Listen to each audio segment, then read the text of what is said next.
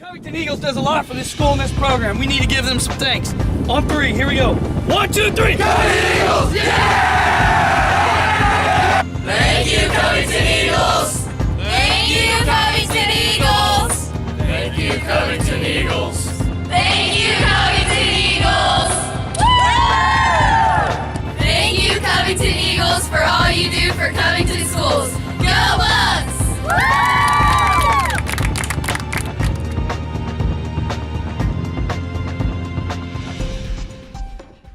Welcome to Week 8 of BuccsWeekly. I'm Ben Robinson, and this week, unfortunately, we're not able to have the cross-country teams and volleyball teams here, so this week is going to be dedicated to strictly football. And Coach, you are coming off an impressive 63-0 victory over our rivals, Bradford, and it was the 70th meeting between the two programs. That was a great win for our kids. I thought we came out right away like we wanted to. Talked to the kids, preached to them all week about being focused and coming out with an early start, and we did. We punched it in, 4 or 5 plays on the first drive, and then, man, it seemed like we were just clicking on all cylinders, hitting on all cylinders. I think we were up 35 or 42 nothing at the end of the first quarter, I believe. Defensively, we just played lights out. Kids flew to the football. They hardly got any first downs. They had negative yards total in the game. I think they broke a school record on negative passing yards. I'm so proud of our defense. In a game like that, you can end up, being risk takers and do your own thing and try to get it. But our kids are such good kids that they did what they were coached to do, and they didn't try to do somebody else's job and just stay focused, which we wanted them to do. So I'm very proud of our defense, and offensively, ran the ball well, threw the ball well. We still missed some blocks and still missed some opportunities, but overall, you score 63 points. It's a pretty good night. So I was very proud of, and on special teams we played pretty well as well. So it was a great night for the Bucks. And what was also great is, you were able to mix in basically your entire roster and not miss a beat. I mean, you had every kid in uniform played, and they didn't score a point, and we continued to score. Well, absolutely. That's something I talk to the staff about and team about. I'd love to get every kid into every game. It only helps us for the future. And there wasn't a lot of drop-off, but our young kids are pretty good, so that helps, and our young kids fly around. That's a great thing to get every kid in the game. But, man, that second half flew by. I was worried we weren't going to get everybody in, so we really tried to get a lot of guys in at the end. Glad to keep that shutout. I'm very proud of the defense. And then offensively, we moved the ball well, had some costly penalties at the end where we would have had another score. But, yeah, our young kids played really well. Like you said, it was a great effort overall as a team. Well, and this week we have our final home game against Twin Valley South, and they come in with the same record as us, 3-5, and it's a chance for us as a Covington program to win our 500th career or 500th game in school history.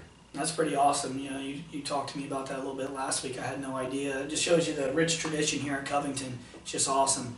To be part of that, I just feel humbled and feel appreciative to be in this community. It just shows you what they can do. I mean, geez, 500 wins, that's cool. And our seniors will appreciate that, and our kids will. But for our kids, these seniors, they want to go out winning on senior night. That last time on Smithfield is going to mean the world to them, and our seniors want this game, and I know they do, and they're going to play their butts off. We really want to get this game for our seniors. Twin Valley South, they are right now a roller coaster team, playing inconsistent, similar to us.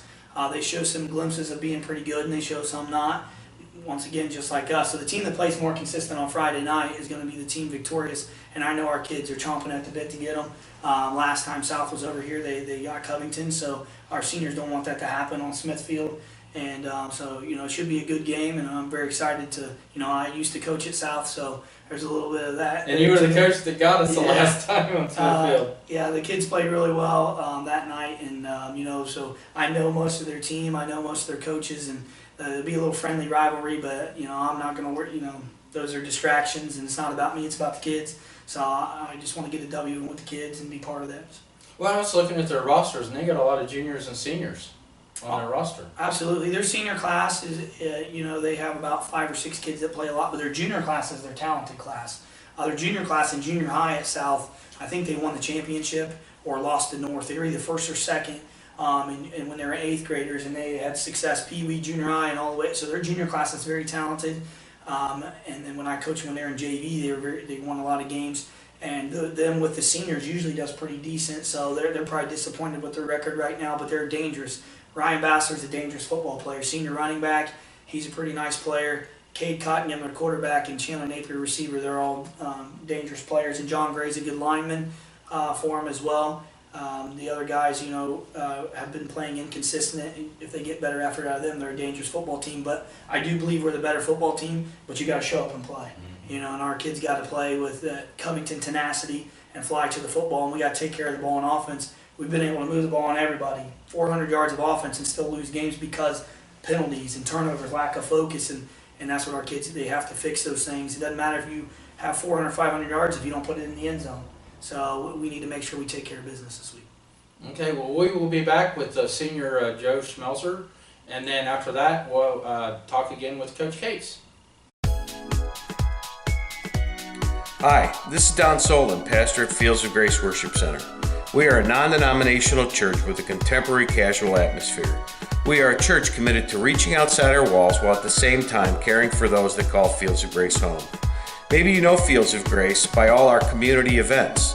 You are always welcome to come on over for a cup of coffee Sunday mornings and check us out at fieldsofgrace.org for service times.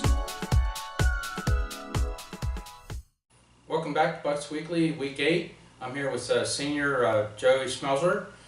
And Joe, it's tomorrow, or Friday night is senior night, and you get to play your final game on Smith Field. What does it mean to you to be able to play on that football field?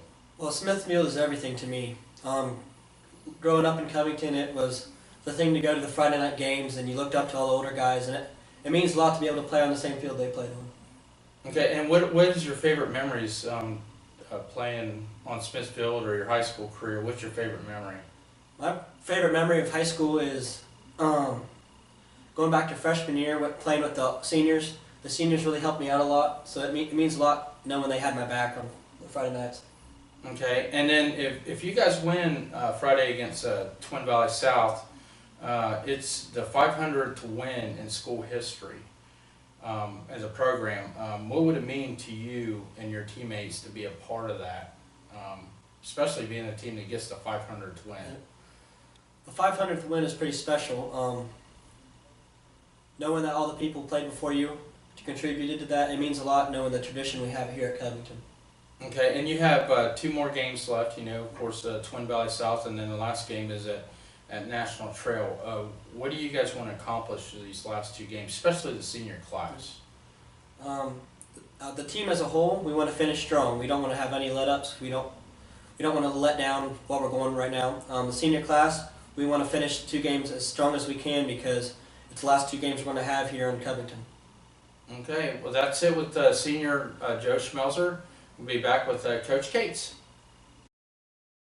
Hello, my name is Ron Sutherland, President of Covington Savings and Loan. We have been a part of the Covington and the surrounding community since 1886. We have been serving both savings and loan customers and help promoting home ownership. Stop by and talk with Jason for your lending needs or see Diane in Brooklyn for all your savings needs. Thank you for your continued support to help Covington Savings and Loan continue to support the Covington community. FDIC approved. Okay, we're back again with Week 8 of Bucks Weekly, and we want to talk a little bit about the JV football team or the JV players. And we have been blessed this year to really put together an unbelievable schedule for these kids at the JV. We've played Troy, and this past Saturday we played Fairborn, and the competition is really good. And I thought the kids, so far, I think the kids have really excelled, don't you? Oh, absolutely. Unfortunately, in our league, a lot of people don't have very good numbers, especially right now in football. So a lot of times you just don't have a game. But having Coach Wise and Coach Sutherland have a lot of connections in the coaching world, they've been able to find some bigger schools to play us, and that's been huge to put those teams on our schedule. And our kids have been competing against Division I schools. We beat Troy. We lost a heartbreaker to Fairborn. But we're playing bigger schools. It's only going to make us better. Play Carlisle, all schools that are bigger than us, bigger linemen, bigger kids, and our kids aren't scared of anybody. And I'm so proud of the way they play.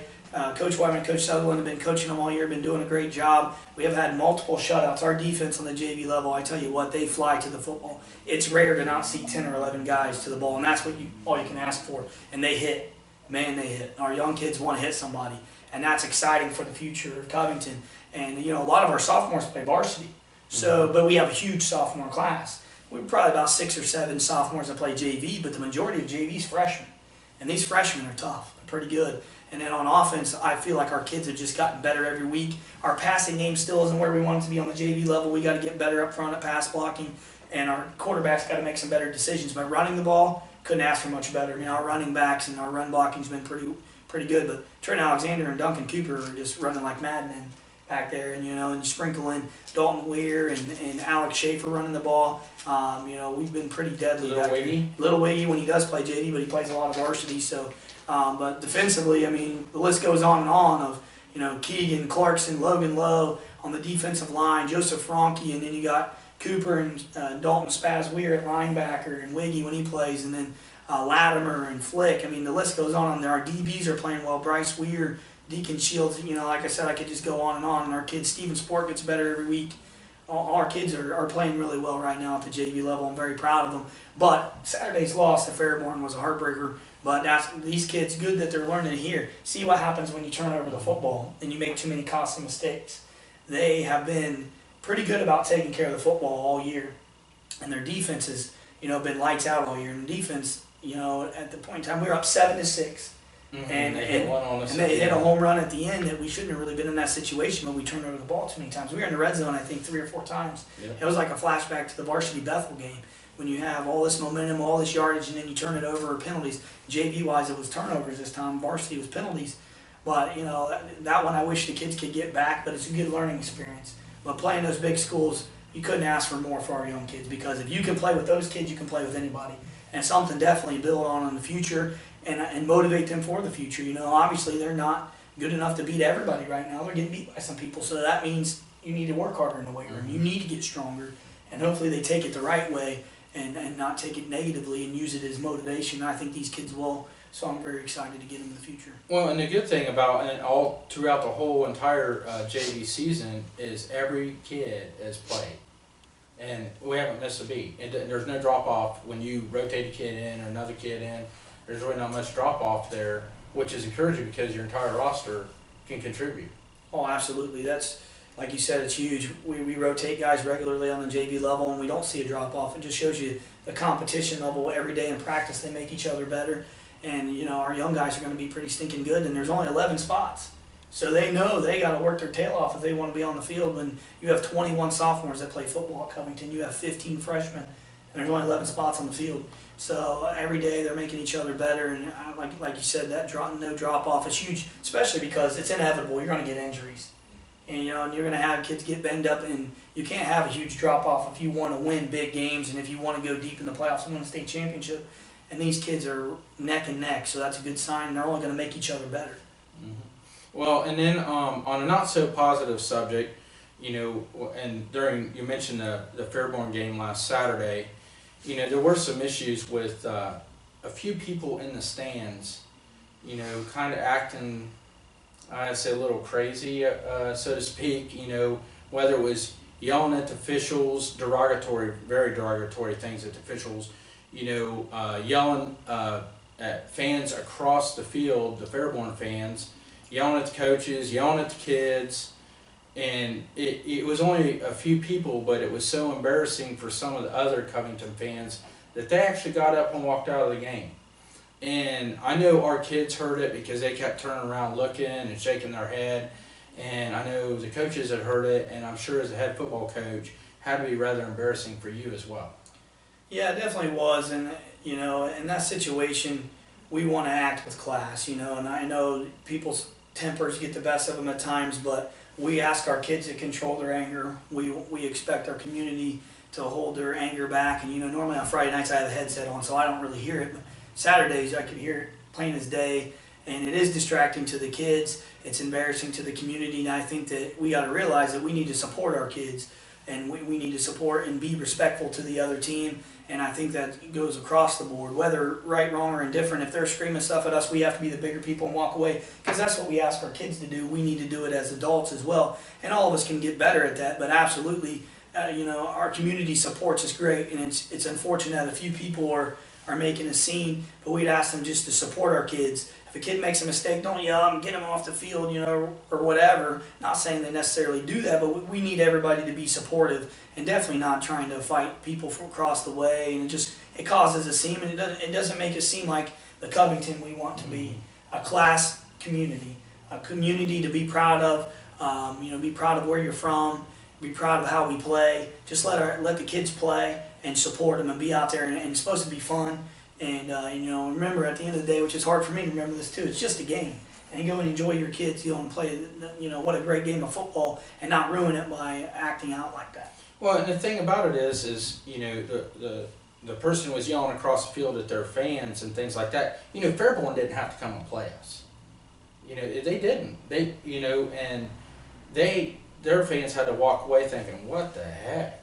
And that's, we ought to be thankful that we got to play them. When our kids got quality reps for them coming to our field and playing us. Oh, absolutely. And you hope that wouldn't discourage them from coming back to Covington. Hopefully they didn't think that they had a really bad experience because of that and ruin ties for the future.